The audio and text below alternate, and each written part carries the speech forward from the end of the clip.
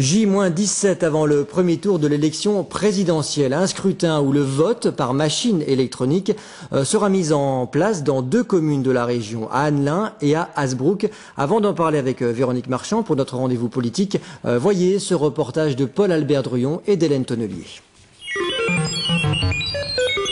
Fini le vote papier à Hasbrouck. Pour la présidentielle de cette année, la commune votera avec des machines électroniques.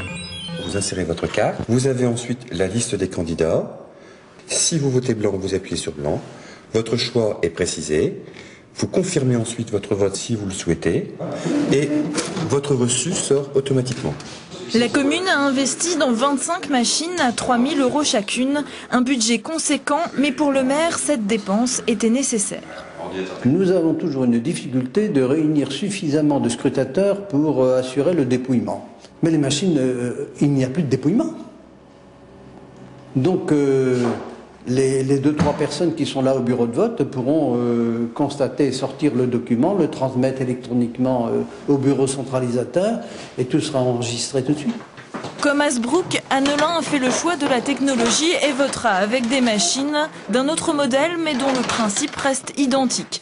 Aucun appareil n'est relié à Internet et tous les boîtiers d'enregistrement des votes sont sous scellés. Mais pour beaucoup d'informaticiens, cela n'empêche pas les bugs ou le piratage. D'ailleurs, sur Internet, on peut trouver comment pirater ces machines en 2 minutes seulement sans que la fraude ne soit détectable. Ce pas des systèmes qui ont été conçus avec un objectif de sécurité informatique. Ils ont été conçus pour répondre aux besoins des municipalités qui avaient besoin de machines faciles à utiliser, qui ne tombent pas en panne, qui durent plusieurs années. Face à ce risque de piratage, les mairies se retranchent derrière la responsabilité du ministère de l'Intérieur. C'est lui qui a validé l'utilisation de ces machines. Mais cette année encore, la majorité des Français reproduira ce geste. À voter. Oui, 1 500 000 électeurs utilisent ces machines en France. C'est le thème de notre rubrique politique avec vous, Véronique, bonjour. Alors, il ne s'agit pas du vote électronique à distance, qui lui n'est pas en vigueur en France, mais la polémique enfle au point que plusieurs partis politiques demandent un moratoire, voire l'interdiction de ces machines. Oui, et dans la presse, plusieurs enquêtes, dont celle de Science et Vie, pointent les principaux problèmes. Absence de sécurité informatique et puis contrôle du vote par les citoyens absents. Une alerte rouge relayée aussi dans un site créé par des informaticiens qui décortique les systèmes en vigueur en France et à l'étranger. Ceux que j'ai moi-même interrogés sont formels. Les machines à voter vendues aux mairies françaises ne sont pas forcément fiables. Il faut savoir que les 3 sociétés autorisées par le ministère de l'Intérieur protègent la fabrication et de leurs machines et des programmes qu'elles contiennent par le secret industriel et commercial. Du coup, danger, car avec l'informatique, toute malversation est possible. Elle peut avoir lieu au moment effectivement du processus industriel, de la fabrication. Elle peut avoir lieu au moment où les machines à voter sont entreposées dans la mairie. Si effectivement elles ne sont pas sous surveillance, quelqu'un peut s'introduire, ouvrir la boîte, changer la puce, changer le code, y mettre un code malicieux. Elle peut avoir lieu, comme je vous le disais tout à l'heure, au moment du vote, si effectivement on active une combinaison de touches.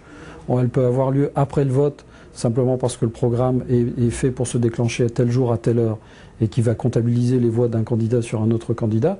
Je veux dire, ça peut être à tous les niveaux si on ne prend pas suffisamment de précautions.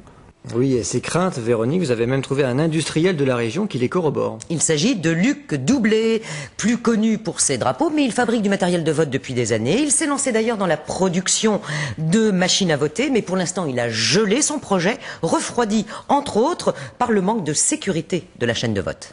Il faut sécuriser le vote du citoyen. Je crois que personne n'a envie vraiment d'appuyer son petit doigt sur un écran puis plus savoir ce qui se passe. Et qu'en plus c'est piratable assez facilement. Nous avons une société d'informatique dans notre groupe, donc nous savons très bien qu'on peut les pirater. Donc on essaie d'élaborer tout un process qui permet de rendre au citoyen l'appartenance de son bulletin. Il appartient à l'État quand même de contrôler les organes du vote. C'est une des fonctions de l'État que de vérifier que la démocratie est bien une démocratie active. Alors la dernière remarque de Luc Doublet va dans le sens des critiques qui s'interrogent sur les organismes vérificateurs. Bureau Veritas et APAV, ce sont les sociétés agréées par le ministère de l'Intérieur pour contrôler ces machines. 3 remarques. Ces organismes sont privés et on peut toujours s'interroger sur les intérêts économiques en jeu. Deuxièmement, de nombreuses études prouvent qu'on peut pirater et duper surtout très facilement les certificateurs. Enfin, les dossiers de certification ne sont pas consultables par le grand public. Le citoyen n'a plus le contrôle de la chaîne du vote. Et du coup, Véronique, vous êtes allée voir d'ailleurs le sénateur du Nord Alex Türk, le président de la CNIL, qui semble lui assez réservé. Alors il se trouve que la CNIL, chargée des libertés individuelles, n'est pas compétente sur les machines à voter, mais Alex Türk lui aussi préconise un contrôle public.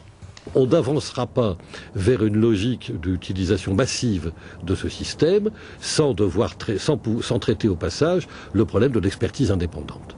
Et ça, c'est une question très difficile parce que, je l'ai dit, c'est très coûteux. Il n'y a pas beaucoup de sociétés capables de faire ce travail-là aujourd'hui. Et pour l'instant, dans le secteur public, il n'y a pas aujourd'hui les autorités capables de traiter ces questions. Alors la solution proposée par beaucoup, tout simplement le double du vote électronique sur papier. Eh bien, c'est pas prévu en France. Merci Véronique pour ce rendez-vous de la politique. À jeudi prochain.